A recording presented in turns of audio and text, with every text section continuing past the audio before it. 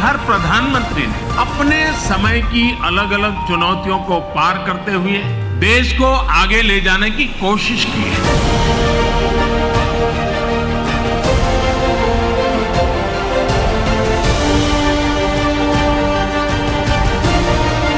Today, at 15:45 hours, India conducted 3 underground nuclear tests in the Pokhran zone.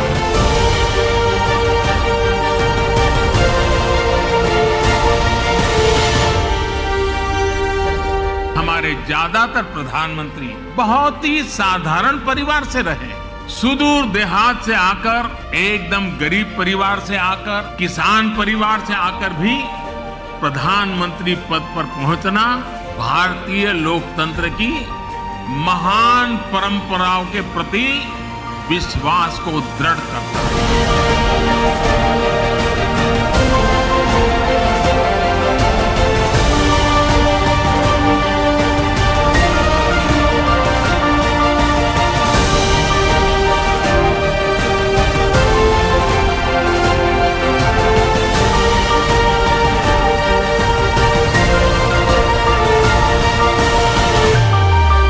ये 75 साल का इस देश का जो सफ़र रहा है and the progress of India, इसको आप देखने को मिलेगा।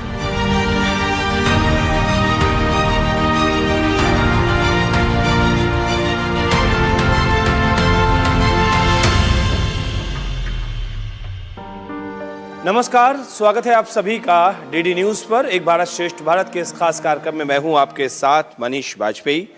अगर भारत का संविधान भारत की आत्मा है तो आज जिस जगह पर यहाँ पर मैं मौजूद हूँ, यहाँ पर मुझे पूरा भारत दिख रहा है। और ख़ास तौर से जिस तरह से भारत के नेतृत्व में विविधता रही है, जिस तरह से भारत ने नित्य नए तरक्की के सोपान, प्रगति के सोपान चढ़े हैं, वो सब कुछ हमें यहाँ पर दिखाई पड़ता है। या यूँ कह लें कि पिछले 75 सालों में जो भारत की प्रगति यात्रा है, उसके एक एक कदम, एक एक क्षण की ये इमारत, ये संग्रहालय गवाही दे रहा है। जी हाँ, हम बात कर रहे हैं आज अपने इस खास कार्यक्रम में प्रधानमंत्री संग्रहालय की। और यहाँ पर जो विविधता देखने को मिल रही है, यही है एक भारत श्रेष्ठ भारत की ताकत। तो चलिए शुरू करते हैं अपनी आज की यात्रा।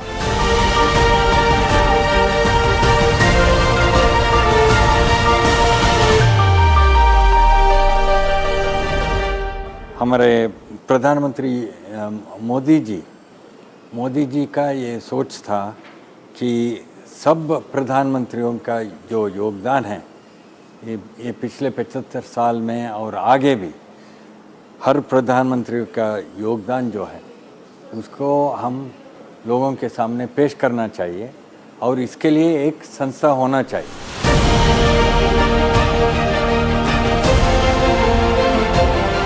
ये मेरा सौभाग्य है कि आज मुझे प्रधानमंत्री संग्रहालय देश को समर्पित करने का अवसर मिला है। ऐसे समय में जब देश अपनी आजादी के 75 वर्ष का पर्व, आजादी का अमृत महोत्सव मना रहा है, तब ये म्यूजियम एक भव्य प्रेरणा बनकर आया है। इस संग्रहालय का जो इनोवेशन किया गया था 14 अप्रैल 2022 में किया गया था, जैसे आप देख पा रहे हैं यहाँ पर, और हमारे माननीय प्रधानमंत्री नरेंद्र मोदी जी ने किया था इसको। और उसके बाद जो हमारे ये ओल्ड बिल्डिंग का जो संग्रहालय है वो ब्लॉक 1 से हम कहलाता है, और वहाँ की जो शुरुआत की जाती है वो ब्रिटिश लेगेसी से की जाती है, जहाँ कि देखा जाता है कि ब्रिटिश काल में हमें किस हालात में हमें छोड़ के गए और हमारे फाइनेंशियल क्राइसिस मतलब कितना डाउन था उसको दर्शाता है। uh,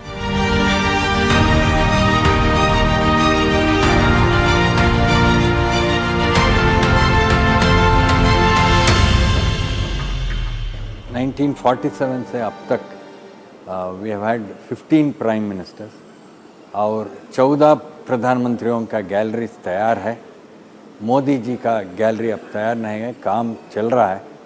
कुछ महीने के बाद लोगों को वो भी देखने को मिलेगा।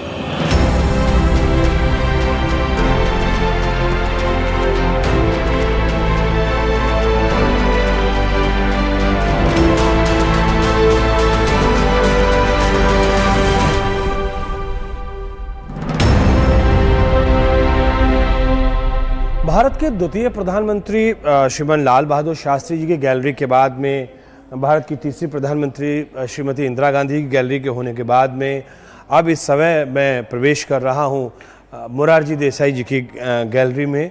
और इस गैलरी में मोरारजी देसाई के बारे में यहाँ पर सब कुछ बताया गया, उनके जीवन के बारे में, उनकी सरकार के कार्यकाल में जो महत्वपूर्ण फैसले हुए, व्यक्तिगत जीवन भी और उनका और राजनीतिक जीवन भी, इस सब चीज़ों के बारे में यहाँ पर बताया गया है।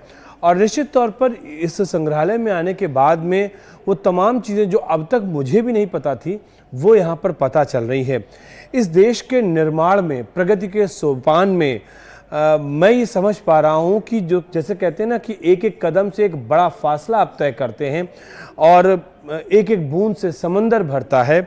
इसी तरीके से हर किसी के अपने अपने प्रयास, उनके अपने अपने जिस तरीके से उन्होंने संघर्ष किया, उस तरीके से हमारे भारत की बुनियाद न केवल मजबूत हुई बल्कि उसी मजबूत बुनियाद पर विकास की यात्रा जो आगे चली वो आज भी चल रही है। अब यहाँ पर हम मोरारजी देसाई की गैलरी के बाद में ये जो जाते हैं, इधर ये चौधरी चरण सिंह की गैलरी है, तो हम इस तरफ प्रवेश कर रहे हैं और उसके बाद में हम लगातार आगे बढ़ेंगे।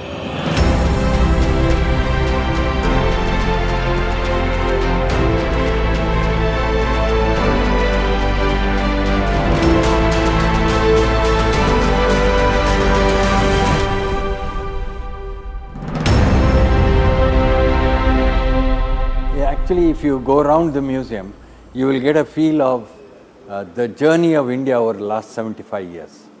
पिछले 75 साल क्या प्रगति हुआ है, शुरुआत कहाँ था। अब ब्रिटिश लेगेसी बोल के एक रूम में वो एक वीडियो है, आप वहाँ देखें तो 200 साल पहले भारत के जीडीपी और 25% of the global GDP Bharat का। आखिर में when the British left India, it had become 1.5%.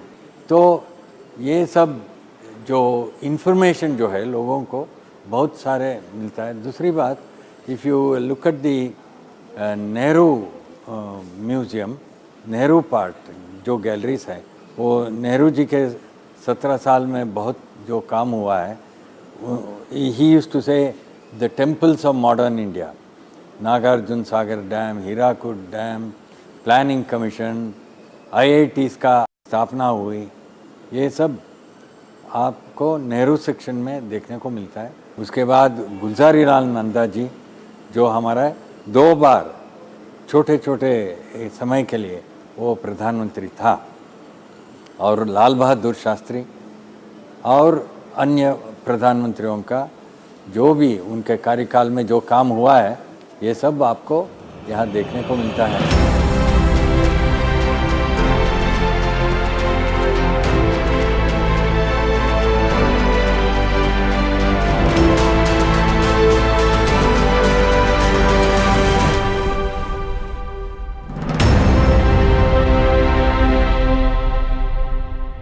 आज़ादी के बाद शैशव काल से होते हुए भारत अब तरुणाई की तरफ आगे बढ़ चला था।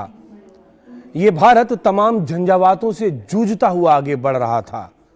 श्वेत क्रांति हो, हरित क्रांति हो, इन तमाम फैसलों के साथ, इन तमाम अभियानों के साथ जन जन की आकांक्षाओं को पूर्ति करने के लिए भारत का तत्कालीन नेतृत्व न केवल तत्पर था बल्कि पूरे भारत को आगे साथ लेकर बढ़ रहा था। और इसके बीच में अगर लोकतांत्रिक दृष्टिकोण से हम देखें तो एक ऐसा काला अध्याय भी हमने देखा जब देश में आपातकाल लगा और लोगों के अधिकारों को सीमित कर दिया गया, कैद कर दिया गया। लेकिन समय का काल चक्र यहाँ पर रुकता नहीं बल्कि वो तो निर्बाध गति से लगातार आगे बढ़ता रहता है, और भारत के साथ भी ऐसा ही देखने को कुछ मिला।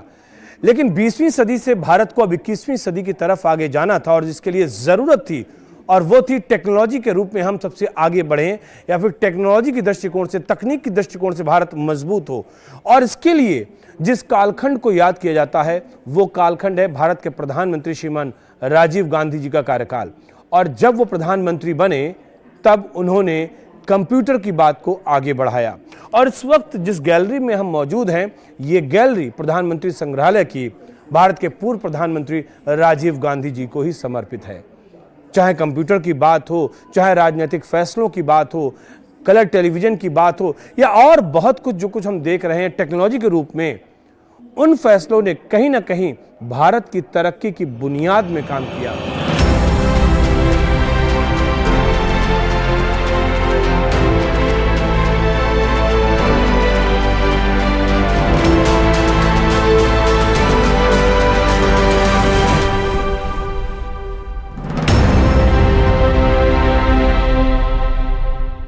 तकनीक का सहारा कितना अच्छा होता है ये वाकई यहाँ पर आने पर पता चल रहा है, क्योंकि लगातार बहुत सारे दर्शक, बहुत सारे पर्यटक यहाँ पर आते रहते हैं और माननीय प्रधानमंत्री जी के साथ में एक सेल्फी खिंचाना चाहते हैं। अब उनकी तो व्यस्तता बहुत ज़्यादा है, उनका आना तो संभव नहीं है, लेकिन ये तकनीक है कि माननीय प्रधानमंत्री जी के साथ में आप यहाँ पर बैठकर सेल्फी ले सकते हैं। और जब वो सेल्फी आपके पास में होती है तो आप भी अपने आप को किसी VIP से कम नहीं समझते। तो ये सारी चीज़ें हमें यहाँ पर देखने को मिल रही हैं।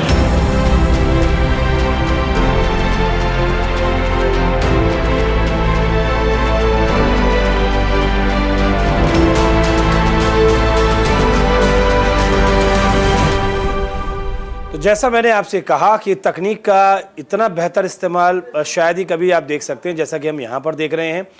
मैं बैठा हूँ यहाँ पर, लेकिन आपको निश्चित तौर पर ये लगेगा कि माननीय प्रधानमंत्री जी हमारे साथ में बैठे हुए हैं। आपकी अपनी पसंद क्या है ये भी यहाँ पर देखने को मिलता है, आपकी प्राथमिकता क्या है ये भी आपको देखने को मिलता है। आपके इतने सारे प्रधानमंत्री हैं, अब इतने सारे प्रधानमंत्री में आप किसको पसंद करते हैं, आप किसके साथ अपनी एक सेल्फी लेना चाहते हैं। और ये तकनीक के ज़माने में बहुत अच्छी बात है, क्योंकि जवाहरलाल नेहरू जो आपके शायद पिताजी या उससे बड़े उम्र के होंगे, उनके साथ में भी आप यहाँ पर एक फ़ोटो खिंचवा सकते हैं। ये सब तकनीक का ज़माना। अब मान लीजिए अगर जवाहरलाल नेहरू हैं यहाँ पर, तो मैंने उनका यहाँ पर क्लिक किया और क्लिक करने के बाद में टैप टू स्टार्ट गया। अब यहाँ पर देखिए ये एक कुर्सी खाली है और यहाँ पर जवाहरलाल नेहरू का यहाँ पे चित्र लग जाता है, तो यहाँ पर आप फोटो क्लिक कर सकते हैं। तो इस तरीके से ये सारी चीज़ें हैं। अगर हम इसको बैक करना चाहें या शेयर करना चाहें तो यहाँ पे ये शेयर का भी ऑप्शन होता है, लेकिन पहले हमें यहाँ पर क्लिक करना होगा। तो ये सारी चीज़ें जो कि हम दिखा रहे हैं और ये सारे लोग इसमें दक्ष हो चुके हैं, ये सारे लोग यहाँ पर लगे हुए हैं और वाकई इन लोगों का भी साधुवाद, क्योंकि ये इस पूरी व्यवस्था को संचालन करने में इनका बड़ा योगदान रहता है।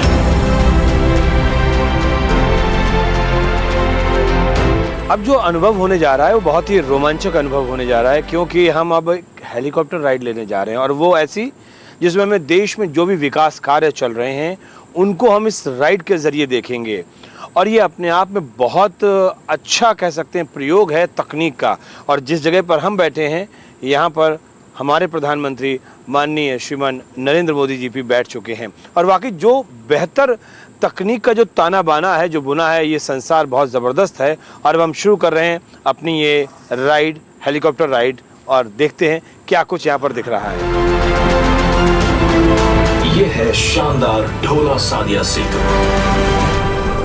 ये पानी पर 9.15 किलोमीटर लंबाई के साथ भारत का सबसे लंबा स्थायी बीम पुल है।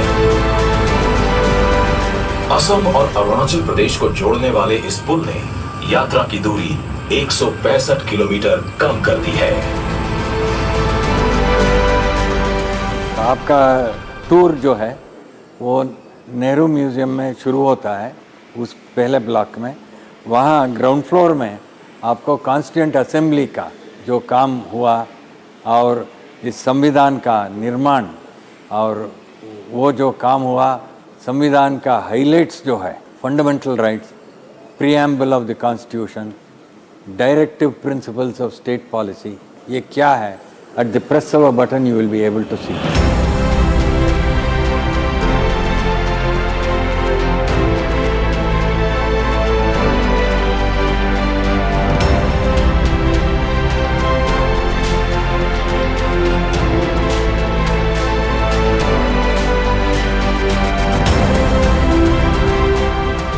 हमारा सब ऑफिशियल भाषाएं जो है 8th शेड्यूल में, हर एक भाषा में आपको ये हमारे भारत के संविधान को आप पढ़ सकते हैं।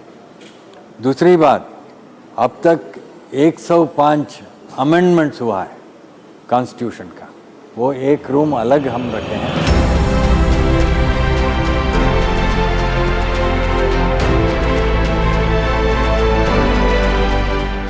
ये अपने आप में कितना खूबसूरत एहसास होता है कि आप वर्तमान में जी रहे होते हैं, लेकिन आपको अतीत के भी दर्शन हो और आप देखते हैं कि किस तरीके से भारत ने निरंतर तरक्की की है, प्रगति की है। और कहीं ना कहीं इन सबको देखते हुए हमें भी अपनी यादों से कह सकते हैं गुजरना पड़ा, क्योंकि हमारी यादों में जो जो प्रधानमंत्री रहे हैं और उनके कार्यकाल को हमने देखा है, तो निश्चित तौर पर एक बहुत अच्छा सुखद अनुभूति होती है। एक छोटा सा ब्रेक यहाँ पर लेते हैं और ब्रेक के बाद तुरंत लौट कर आएंगे। कहीं जाइएगा मत, क्योंकि ये सफर अभी लगातार चल रहा है।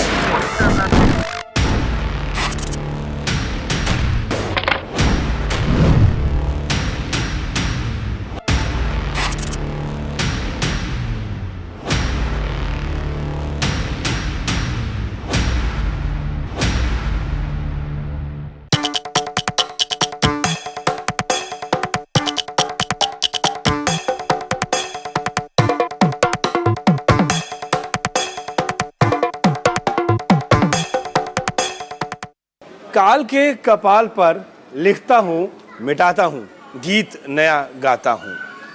ऐसी न जाने कितनी कविताएं हैं जो कि आपके रोम रोम में सिहरन पैदा कर देती हैं। कवि गुरु, कवि शिरोमणि कह सकते हैं इनको, श्रीमान अटल बिहारी वाजपेयी। वाकई ब्रेक के बाद एक बार फिर से आप सभी का स्वागत है डीडी न्यूज़ पर। आप देख रहे हैं एक भारत श्रेष्ठ भारत और मैं हूं आपके साथ मनीष वाजपेयी। और यही तो देश की सुंदरता है। कई सारे प्रधानमंत्री हुए हैं इस देश में।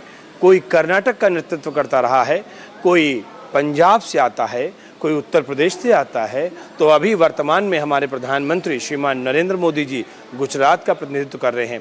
और ये भारत की विविधता ही है जिसमें एक भारत श्रेष्ठ भारत की सुगंध आती है और इस सुगंध को हम भी महसूस कर रहे हैं और ये सुगंध आपको भी आनंदित करती है। तो चलिए एक बार फिर से शुरू करते हैं अपनी ये यात्रा।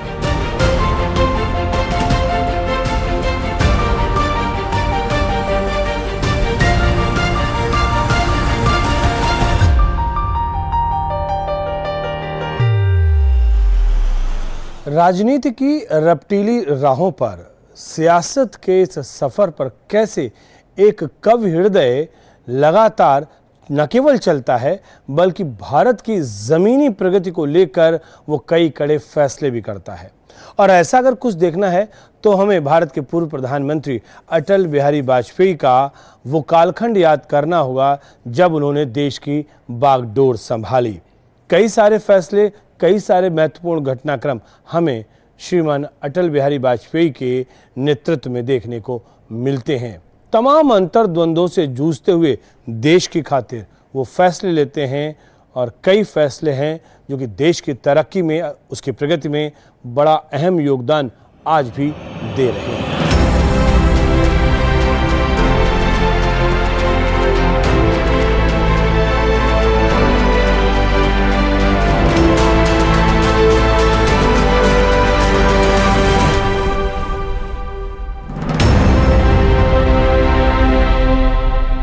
माननीय अटल बिहारी वाजपेयी के जीवन से संबंधित जुड़ी हुई बहुत सारी चीज़ें हम यहाँ पर गैलरी में देखते हैं। एक उनका हम यहाँ पर ये कार्ड देखते हैं जब वो यूनाइटेड नेशन में गए थे 15 सितंबर 2003 से लेके 30 सितंबर 2003 तक का, जब उन्होंने संयुक्त राष्ट्र की महासभा का संबोधन किया था। यहाँ पर उनकी रिस्ट वॉच भी हम देख रहे हैं और ये वो वक्त तब साल 2000 में जब भारत के प्रधानमंत्री थे माननीय अटल बिहारी वाजपेयी, तब हिंदुस्तान मशीन टूल की तरफ यानी कि HMT की तरफ से उनको जो 100th मिलियंथ वॉच यानी कि जो एक तरीके से कह सकते हैं HMT के लिए एक बहुत बड़ी उपलब्धि थी, तो ये वॉच उनको गिफ्ट की गई थी। एक उनका यहाँ पर पेन रखा हुआ है, पर्सनल पेन, जो कि सिल्वर कलर्ड क्रॉस पेन है जिस पर अटल बिहारी वाजपेयी जी का नाम भी लिखा हुआ है। और एक उनका चश्मा जो यहाँ पर रखा हुआ है, ये सभी फैमिली के लोगों के द्वारा इस संग्रहालय को उपहार के तौर पर ये चीज़ें दी गई हैं। और हमारे पीछे जिस तरीके से पूरी फिल्म चल रही है, इस पूरी फिल्म में अटल बिहारी वाजपेयी के जीवन काल के बारे में बताया गया है, कैसे वो आगे बढ़े, कैसे उन्हें पद्म भूषण मिला, उसके बाद उन्हें सर्वश्रेष्ठ सांसद का भी पुरस्कार मिला, और ये तब मिला था जब श्रीमान पीवी नरसिम्हा राव जी प्रधानमंत्री हुआ करते थे। तो ये पूरा का पूरा हम कालखंड यहाँ पर एक तरीके से जीवंत होता है इस गैलरी में।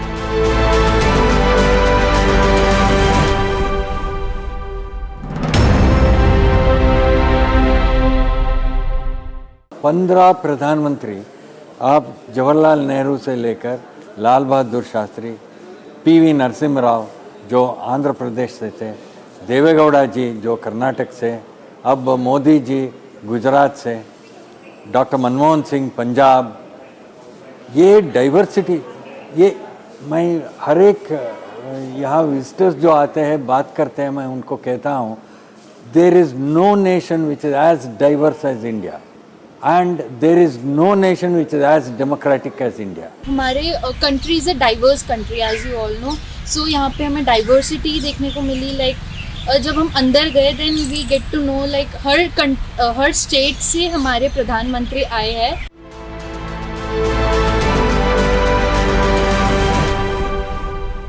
आज़ादी के बाद भारत कैसे आगे बढ़ा, ये पूरी की पूरी कहानी प्रधानमंत्री संग्रहालय में बिल्कुल जीवंत होती है।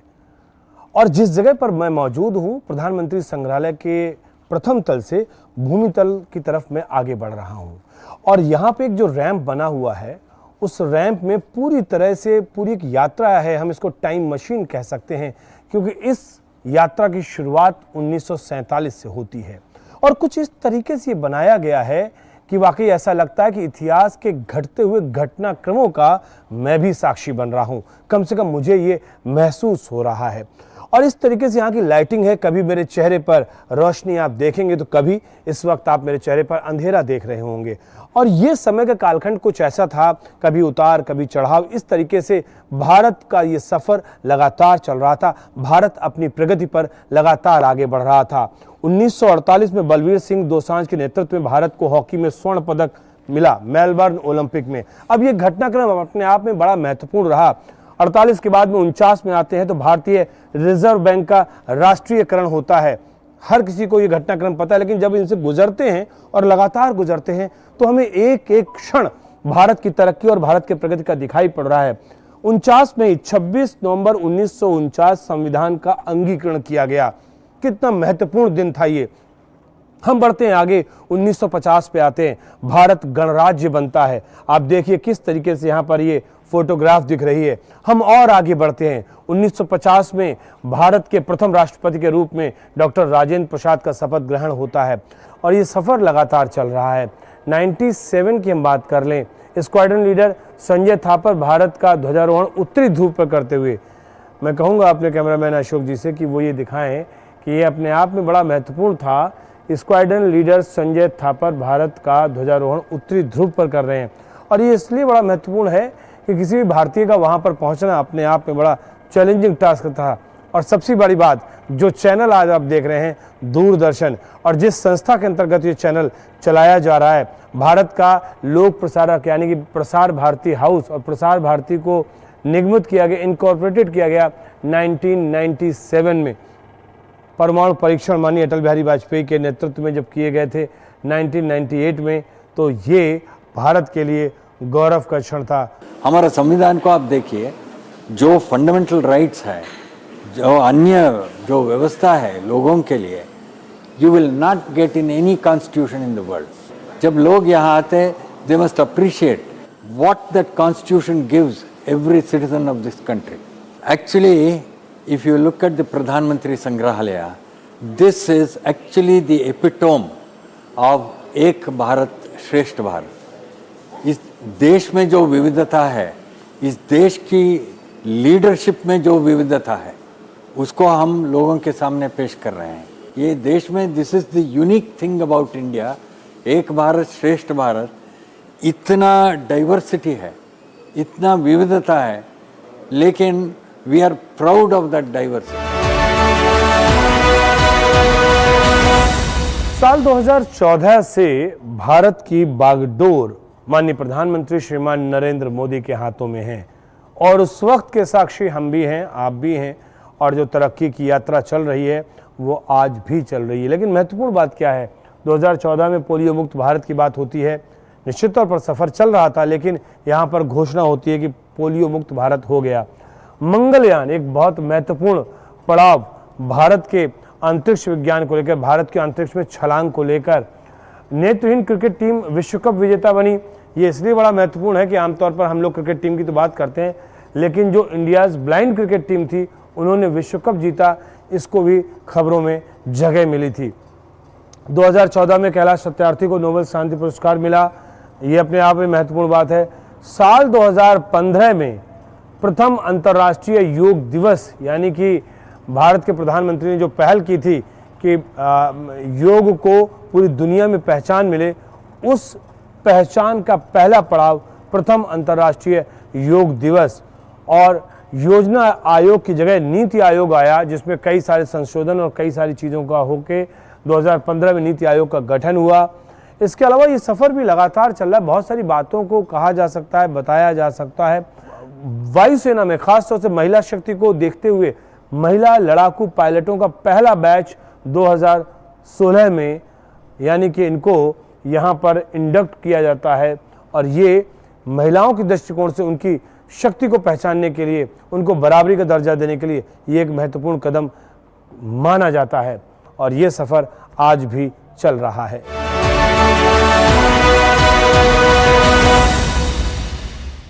वक्त के माथे पर जो इंसान सुनहरे हरफों में प्रगति के शब्द अंकित करके चला जाता है, वो व्यक्ति नहीं रहता है, व्यक्तित्व में बदल जाता है।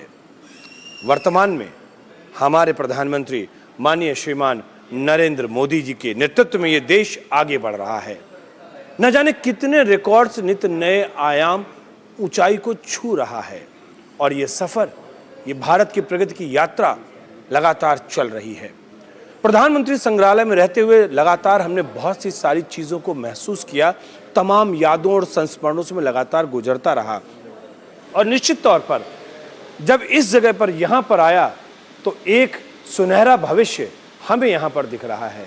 उसकी वजह यह है कि जो हमारे पास में संकल्प हैं, जो संकल्प से सिद्धि तक की यात्रा है, जिस तरीके से भारत आज़ादी का अमृत महोत्सव मना रहा है, और जिस तरीके से इस पूरे की पूरे 100 साल की यात्रा का हमने लक्ष्य निर्धारित कर लिया है, निश्चित तौर पर भारत बहुत तेज कदमों से पूरी दुनिया में अपना स्थान बना रहा है।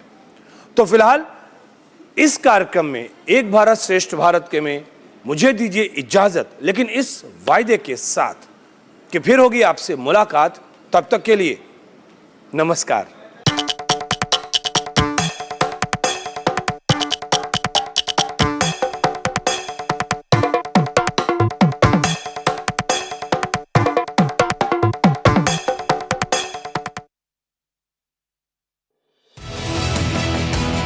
दुनिया की सबसे तेज रफ्तार